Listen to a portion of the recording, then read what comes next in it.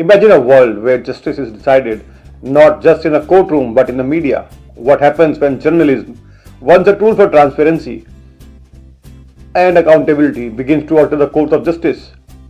Can the media truly serve both the public's right to know and the integrity of our legal system?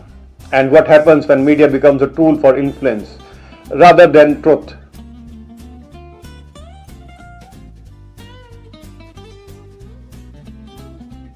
Welcome to episode 7 of the Truth About Legal Journalism, Unfiltered. In this episode, we will examine the profound impact that legal journalism has on democracy itself. What is the role of the media when it comes to legal reporting, and can it balance the pursuit of truth with the delicate responsibility of protecting justice? Part 1 of this lecture is about the media's role in shaping public opinion and justice. Let's begin with the role of media in shaping public opinion, particularly regarding legal matters. The media is not just a passive conduit of information. It has the power to shape narratives, influence opinions, and even alter the course of legal proceedings. In many legal high-profile cases, the media doesn't just report on what's happening. It creates a narrative, whether it's through headline-driven reporting or through the voices of influential journalists. Public perception can be swayed, sometimes irreparably, before a case even goes to trial. Take the Tata-Mistry case, for example. The media coverage of the legal battle between the Tata Group and the former chairman, Mistry, not only covered the courtroom drama but also shaped how the public perceived the corporate giants involved. The trial, which centered around corporate governance, was overshadowed by sensational headlines that focused more on the personalities than the legal issues at hand. When the media plays this role, crafting stories around people, not just cases, it can undermine the very foundation of a fair trial. A judge or a bench, for example, might already have an opinion formed long before hearing the case, influenced by the media's portrayal of the individuals involved.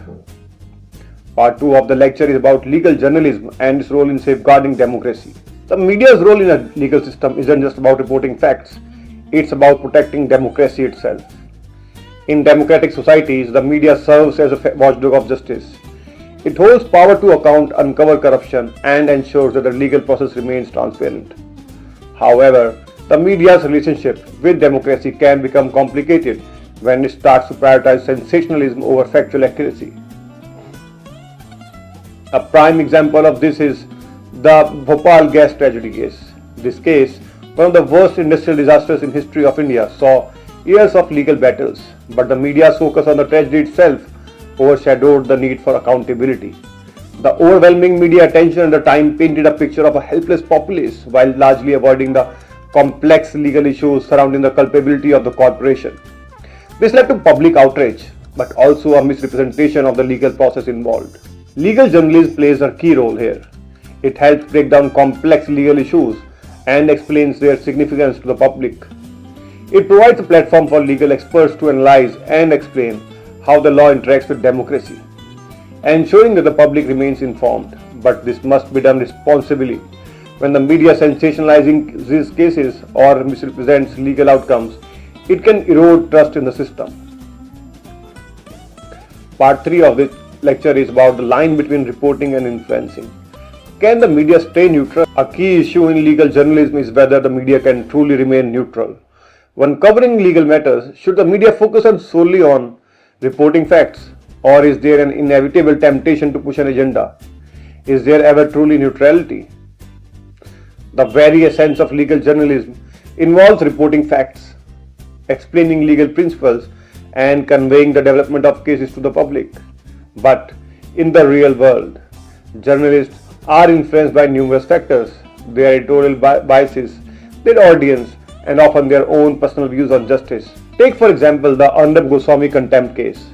The media's portrayal of this case, particularly through its coverage of Goswami's arrest, was framed not as a legal matter but as an attack on free speech. The case was turned into a debate about press freedom rather than the specific legal questions at hand. This shift in focus didn't just influence public opinion, it changed the way of people view the legal system's treatment of freedom of expression.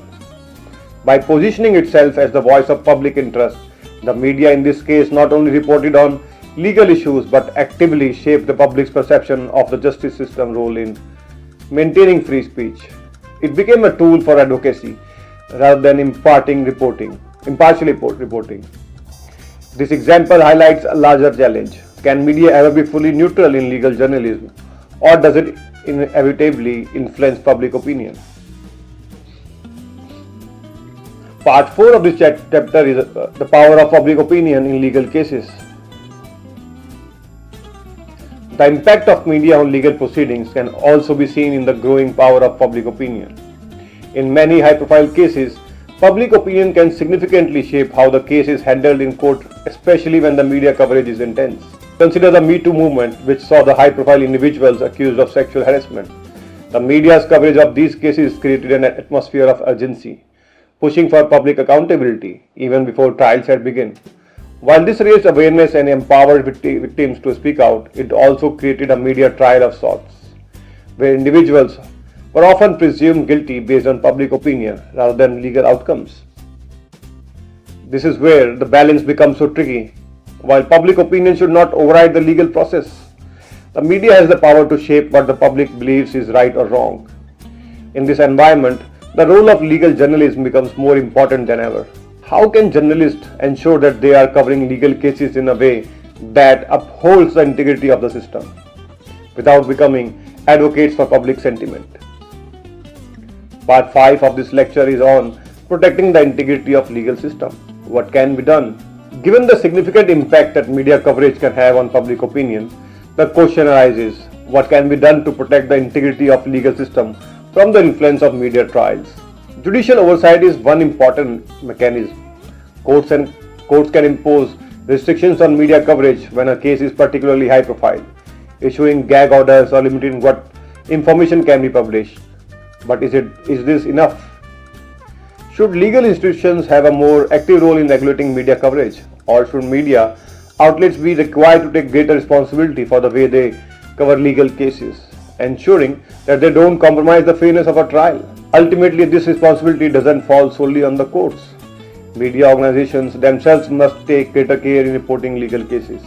They must prioritize facts over sensationalism, provide balanced coverage, and most importantly, resist the urge to pass judgment before the legal process is completed.